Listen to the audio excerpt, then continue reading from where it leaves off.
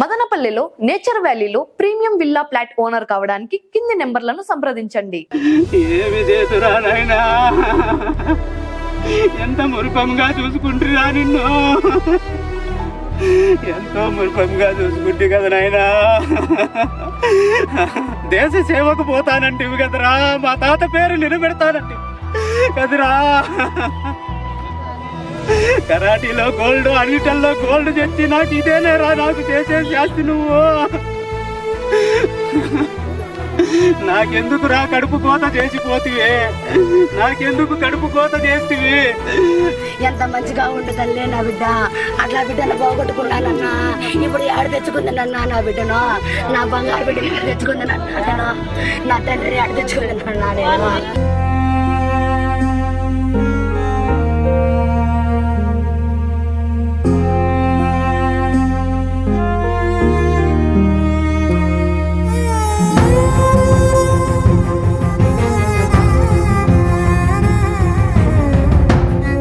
ఏమని చెప్పి బయటకు వచ్చాడు మీ కుమారుడు? ఇవి ఏత కానీ మాకు చెప్పిండ్లా, అన్న కొడుకులు పిలుచుకొచ్చినారేమో తెలియదు. నలుగురు వచ్చినారంట, వీడ నీళ్ళల్లో ఉన్నాడంట. చూసి వెళ్ళిపోయినారమ్మా. ఇక్కడ చెప్పిండ తల్లే ఈత ఈత రాదని వచ్చింది అని నాకు చెప్పినాడు ముందు, కానీ రాదని మాకు తెలుసు. కానీ ఈత వచ్చేది తెలియదు, రాంది తెలియదమ్మా నా బిడ్డకు. ఈత నేర్చుకున్నాను. నలుగురు వచ్చినారంట, వాళ్ళ ఫ్రెండ్స్ ఏ వచ్చినాడు. అన్న కొడుకు వచ్చినారు, స్కూల్ పిల్లలే వచ్చినారు. అభ్యాద స్కూల్ అన్న, అభ్యాద స్కూల్లో. నా బిడ్డ బంగారు బిడ్డ పోతాడన్నా, నా బిడ్డ బంగారు బిడ్డ పోతా అన్నాడు తండ్రి. ఆ బిడ్డని ఆడ తెచ్చుకుంటూ తండ్రి నేను. నా బిడ్డను నువ్వు కూడా చూసినావు కదా తండ్రి, నా బిడ్డ ఎంత మంచి బిడ్డ. నా బిడ్డ స్నేహితులు ఇంటి దగ్గరికి వచ్చి పిలుచుకెళ్లారా లేకపోతే బయట? లేదమ్మా, లేదు, స్కూల్కి వచ్చి ఇక్కడికి వచ్చినారు. 3 గంటలకు ఫోన్ వచ్చినారు. మాకు అంతవరకు తెలియదు, అంతవరకు తెలియదు. నా బిడ్డ అట్లా జరిగిండేది మాకు తెలియదు తండ్రి. ఎప్పుడు మిస్సింగ్ అయినట్టు మీకు అనుమానం వచ్చింది? నా 3 గంటలకు ఫోన్ చేసినారు. నా 3 గంటలకు నిన్ననే నీ సాయి కనపడలేదు, సాయికి 2 కనపడలేదు అని ఫోన్ వచ్చింది తండ్రి. నా బిడ్డ ఆడ పండుకోండాడు తండ్రి. నా బిడ్డను ఎవరు కాపాడమ్మా. విషయం తెలుసుకున్న వెంటనే మీరు పోలీసు వాళ్ళకి సమాచారం ఇచ్చారమ్మా? అవి తెలియదు తండ్రి, అవి తెలియదు. సాయి కిరణ్ అన్న, సాయి కిరణ్ అన్న. చివరిసారిగా ఎప్పుడు చూసారన్న మీ అబ్బాయిని? నా అబ్బాయిని నిన్న 9:30 కాడ చూసినా. నన్ను 9:30 కాడ కాదన్నా, 8:30కు 9 గంటలకు స్కూల్ ఉండదన్నాడన్నా. 9 గంటలకు ఆదివారం ఈ రోజు. 12కే వదులుతారు అంటే లేదు, 4:30 వరకు పెట్టుకుంటారు. 4:30 వరకు పెట్టుకుంటాడు అన్నారమ్మా. అంటే ఏ క్లాస్ చదువుతున్నా? 10th class చదువుతున్నారన్నా. క్లాస్ ఉందని చెప్పి బయటకు వచ్చారా? స్పెషల్ క్లాస్ ఉండదని చెప్పి వచ్చారన్నా. స్పెషల్ క్లాస్ ఈ రోజు ఎందుకు పెట్టుకుంటారంటే స్పెషల్ క్లాస్ ఉంది, ఉండదు 10th క్లాసు. ఎంతవరకు పెట్టుకున్నారు వాళ్ళు స్పెషల్ క్లాసు? 1 గంట వరకు. మాకు టైమింగ్ అయితే తెలియదు, 4 గంటల వరకు అన్నారు. మామూలుగా మాకు మెసేజ్ వచ్చేది, ఈ రోజు మెసేజ్ రాలేదు. గణేష్ సార్ అని ఒక ఆయన ఉన్నాడు, ఆయనకు నిమిషానికి నేను నా కొడుకు గురించి కేర్ తీసుకొని మాట్లాడుతుంటేనే ఎప్పుడు ఫోన్ చేసినా మీ అబ్బాయి వచ్చేసినాడన్నా అనేది రోడ్డు లేక వచ్చినాక నేను పిలుచుకొని పోతా ఉంటే ఈ రోజు నాకు ఇంటిమేషన్ లేదు, ఏమీ లేదు. ఏ ప్రాంతంలో ఇక్కడికి వచ్చారు వీళ్ళు అందరినీ కలవ దగ్గరికి? ఏ ప్రాంతంలో అంటే తెలియదు. మాకు 3:30కు కాల్ వచ్చిందన్నా. భయంగా పరిగెత్తుకుంటా వచ్చినామన్నా. భయంగా పరిగెత్తుకుంటా వచ్చే లోపల ఎవరు రెస్క్యూ టీం లేదు, ఎవరు లేదు. మేము వచ్చిన 20 నిమిషాలకు రెస్క్యూ టీం వచ్చిందన్నా. సో ఎంతమంది బయలుదేరి వచ్చారంటే ఇక్కడికి స్విమ్మింగ్ కి? మాకు 4 అని చెప్తున్నారన్నా. 4 ఈ అబ్బాయితో పాటు 4 అన్నారన్నా. మీకు ఎవరిపైన అనుమానం ఉందన్నా? ఏమో అనుమానమో తోసేసినట్లు అనిపిస్తుంది. మా అబ్బాయికి ఈత రాదు, మా అబ్బాయి ఎప్పుడు చెడు సవాసాలకు పోడు. కరాటీకి బ్లాక్ బెల్ట్, అతను కరాటీ బ్లాక్ బెల్ట్. నా దేశ సేవ కోసం పోతాడు అడి అన్నాడు. మీ తాత పేరు నిలబెడతానన్నాడు. మా నాయన ఎక్స్ సర్వీస్ మ్యాన్. అదే మాదిరితో తీర్చిదిద్దామా అనుకున్నా. నా ఆశలన్నీ అడియాసలు అయిపోయినాయి, నా ఆశలన్నీ అడియాసలు అయిపోయినాయి. నా ఆశలన్నీ అడియాసలు అయిపోయినాయి. బాపట్లకు పంపించిన ఆ స్పోర్ట్స్ లో నాకు నా కొడుకు చావు తప్పేది. ఇప్పుడు చిన్న కొడుకు పోయి వస్తాడు, ఇప్పుడు బస్ స్టాండ్ లో దిగినాడన్న స్పోర్ట్స్ కు పోయి. చివరిసారిగా మీ అబ్బాయి ఏం మాట్లాడారు మీతో? నాతో డాడీ ఎన్ని గంటలకు స్కూల్ అంటే 4:30కు డాడీ అన్నాడు. స్వామి మాల వేసుకున్నా స్వామి, నేను స్వామి అనే నన్ను సంబోధించినాడు స్వామి. స్వామి నేను 4:30కి అంతా వచ్చేస్తానన్నాడు స్వామి. ఊరి 4 కట్టుకున్నాడు స్వామి. మధ్యాహ్నంకు 12కి ఇంటర్వెల్లో తింటానన్నాడు.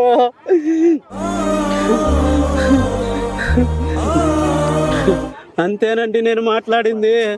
అంతకు తప్పితే నా కొడుకుతో నేను చివరిసారిగా మాట్లాడింది అదేనండి. అదే నేను మాట్లాడినాను. మీ అబ్బాయి మీతో ఎలా ఉండేవాడు?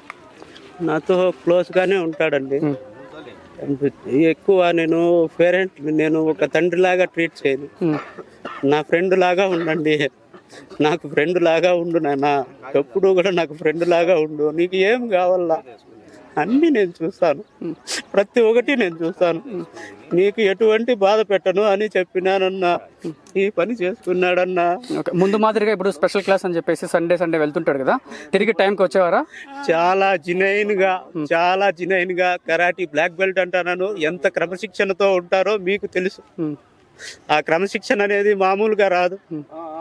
ఎటువంటి పరిస్థితిలోనూ ఒక స్పోర్ట్స్ మ్యాన్ అనేది చాలా సిన్సియర్ గాను, చాలా స్మూత్ గాను, చాలా డిసిప్లైన్ గాను ఉంటారని మీకు మీడియా ముఖంగా నేను తెలియజేస్తున్నా. అలాగే వీళ్ళు మిత్రులు ఉన్నారు కదా, నలుగురు ఎప్పుడైనా ఇంటికి వచ్చే ప్రయత్నం ఏమైనా చేశారా? నేను వాళ్ళు 8th క్లాస్ నుంచి 9th క్లాస్ వరకు వస్తా ఉన్నారు. స్కూల్ ఫ్రెండ్స్ ఎక్కువ వచ్చేవాళ్ళు కాదు, కరాటీ ఫ్రెండ్సే ఎక్కువ వచ్చేవాళ్ళు. స్కూల్ ఫ్రెండ్స్ ఒక అంగల్ అబ్బాయి మాత్రం వస్తా ఉన్నాడు. అతను వచ్చినప్పుడు కూడా, నాన్న మీరు మీ తల్లిదండ్రులకు ఎటువంటి ఇబ్బంది పెట్టకండి, ఫైనాన్షియల్ గాను చాలా ఇది చేసి సఫర్ అయ్యి చాలా మీకు బాగా ఇది చేస్తూ ఉంటారు, మీరు మంచి అలవాట్లతో మంచి ఇదిగానే ఉండండి అని సజెషన్ చేసేవాడిని. కానీ ఎక్కువగా డిస్కస్ అనేది నేను ఎక్కువ చేసేవాడిని కాదు. మా అబ్బాయి మాత్రం చాలా జినైన్. నేను ఇప్పటికైతే చెప్పుకుంటాను, అది నేను ప్రౌడ్గా చెప్పుకుంటాను. వాళ్ళ స్నేహితులతో ఎలా ఉండడన్నా? స్నేహితులు అనేది నేను కల్టివేషన్ కల్టివేషన్ వ్యాపారం. నేను పొద్దున పోతే సాయంకాలం ఈవినింగ్ వస్తా వాళ్ళతో. ఈవినింగ్ వాళ్ళు వచ్చిన తర్వాతనే భోజనం చేస్తా. అప్పుడు ఏదో 4 మాటలు మాట్లాడి బాగా చదువుతున్నారా అని చెప్పి నేను ముగించేవాడిని. ఈ సంఘటన జరిగిన వెంటనే మీరు పోలీసు వాళ్ళకి సమాచారం ఇచ్చారా?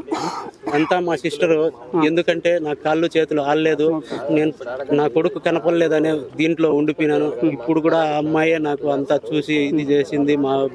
మా బామర్తి రూపేంద్ర అనే అబ్బాయి కానీ పోలీసు వారికి కానీ నేను చేసుకుంటాండే విన్నమంటే, నా బిడ్డకి జరిగిన అన్యాయం ఇంకొకరికి జరగకూడదు. మీరు సకాలంలో మీరు స్పందించండి. మీరు ప్రజల చేత ఇది చేసుకునే వాళ్ళే, మీరు ప్రజలకు సేవ చేయాల్సిన వాళ్ళు, మీరు మంచి వాళ్ళు, మీరు చేయాలని నేను కోరుకుంటున్నాను. నా బిడ్డకు జరిగిన అన్యాయం ఇంకొకరికి జరగకూడదు. మాకు కాల్ చేసి మీ అబ్బాయి దొరికాడా అంటే మీరు ఎందుకండి ఉండేది? నేను ఈ విధంగా మీకు మీడియా ముఖంగా నేను మీకు అందరికీ నేను అడుగుతున్నా, మీడియా ద్వారా మేము అడుగుతున్నా, పోలీస్ శాఖని నేను అడుగుతున్నా, డిఎస్పీ గారు కానీ ఎవరన్నా కానీ మీరు స్పందించల్లా, దీనికి స్పందించండి. నేను సామాన్యమైన వాడిని, మీరు స్పందించండి. ఇలాంటివి జరగకోకుండా మీరు చూడాలని మీ ద్వారా నేను సామూహికంగా మీ అందరికీ నేను తెలియజేస్తున్నా. ఇదేదో పెద్ద హైలైట్ చేయాలని ఉద్దేశము అది కాదు నాది. నా బిడ్డకు జరిగిన అన్యాయము ఇంకొకరికి జరగరాదు, ఎటువంటి పరిస్థితుల్లోనూ జరగరాదు అని నేను కోరుకుంటున్నా. మీ పేరు? నా పేరు నందిని. అబ్బాయికి మీరేమవుతారు? మేనత్తను అవుతాను. మీరు ఏమని భావిస్తున్నారు ఈ సంఘటన? ఇది డౌట్ ఉన్నది సార్ మాకు. ఎందుకంటే ఇప్పుడు మాకు బాబు వాళ్ళు చెప్పిండే ప్రకారం 4 పిల్లోళ్ళు వచ్చినారు. 4 పిల్లోళ్ళు వచ్చి 4 పిల్లోళ్ళల్లో ఈ అబ్బాయి పడిపోయినాడు. మిగతా 3 అరవాలి కదా, చుట్టుపక్కల ఉన్నారు, ఎటువంటి ఇది లేదు. మళ్ళా మాకేం చేసినారంటే 1:30కి ఈ సంఘటన జరిగితే పిల్లోళ్ళు ఎక్కడ వెళ్ళిపోయినారో తెలీదు. మళ్ళా మాకు వచ్చిన ఇన్ఫర్మేషన్ వచ్చి 3:40కి వచ్చింది అది కాల్. ఆ టయానికి మేము పరిగెత్తుకుంటా వచ్చేసరికి ఆ టయానికి ఎవరు రెస్క్యూ టీం కానీ ఎవరు లేరు. మళ్ళీ 3-4 గంటలకు ఎగ్జాక్ట్గా నేను వచ్చిండాను. వీళ్ళు 3:40కి వచ్చేస్తున్నారు, మా అన్న వదిన. నేను 4 o'clockకి ఈడికి వచ్చేసరికి అప్పుడు ఫైర్ ఇంజిన్ వాళ్ళు వచ్చిన రెస్క్యూ టీము అప్పుడు దిగుతా అన్నారు. వాళ్ళు ఊరికే అట్లా చూస్తున్నారు.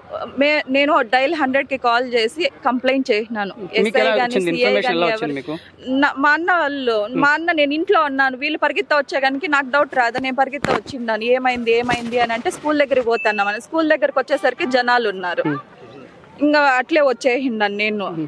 మళ్ళీ బాబు ఇట్లా మిస్ అయినాడు అని చెప్తా అన్నారు. మిస్ అయిండాడు కరెక్టే కాదనిలా. నిన్న బాక్స్ వచ్చి మేము పూరి కట్టించినాం, రైస్ ఉన్నది, బాడీ మీద రైస్ ఉన్నది. ఎట్లొస్తుంది రైస్? సరే ఇంత పెద్ద బిల్డింగ్ కట్టినారు, ఇంత డేంజర్ ఉన్నది, మున్సిపాలిటీ వాళ్ళు ఎట్లా పర్మిషన్ ఇస్తారు సార్?